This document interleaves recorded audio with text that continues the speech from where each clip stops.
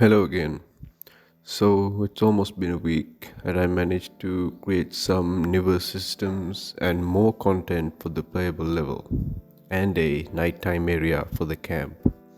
So, with the first playable level of Chapter 4, I was gonna switch things up a bit with the water carry mechanic and step it up a notch so our protagonist can now do more than just haul water. However, I ran into some issues with my existing system that handles object pickup and drop off, so I scrapped it for now, at least for this level. Also, for the dash training level, I finalized the music and level design, so it's kinda hard, but not so much if players know how a basic dash works and they mastered wall hanging. The next big step was setting up the nighttime camp. Basically, I wanted to create a scenario where our protagonist returns from their mission and finds that it's almost midnight. So, a lot of NPCs are resting for the day or asleep. Along with that, I also set up logic where the second part of the camp opened up so our protagonist can explore it during the night. It's not a big area, just a small section to bring more liveliness to the camp and allow players the freedom to talk to more NPCs. This is also where I set up new systems for moving our player or other NPCs mid dialogue. I had that feature set up previously but didn't fully test it out, and it was only relative movement.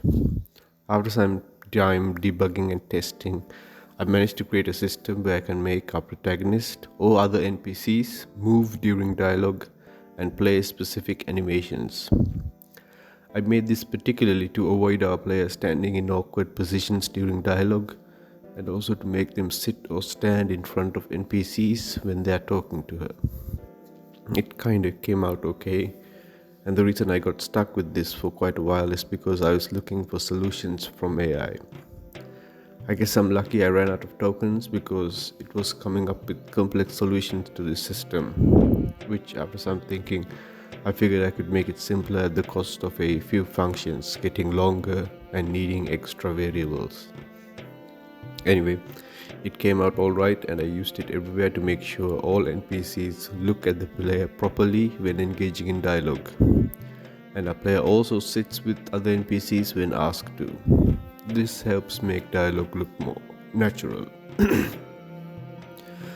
Then I added more NPCs to the recently unlocked section of the camp.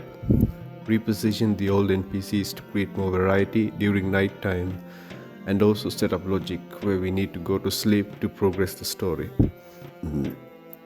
So after this, I tried to set up the following day where we talk to the same people under different circumstances.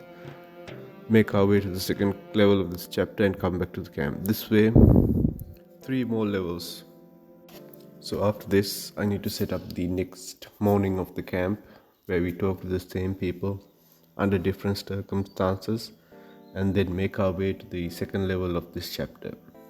This way, we can I have to create 3 more levels or 4 in total until we can wrap up chapter 4 and move to chapter 5. I don't think the final chapter will have a camp like this, but maybe a few NPCs that we'll be able to go back and forth a little bit and also set up the final climax missions. The climax missions are going to be a final crazy boss battle, or maybe 2. Nothing's set in stone, and that's how I prefer to do it, since things can change a lot and get more complicated when we try to implement things. So the best thing I can do is keep working linearly on each level, like they say, the waterfall method, so they can get finalized and I can't change them back on a whim.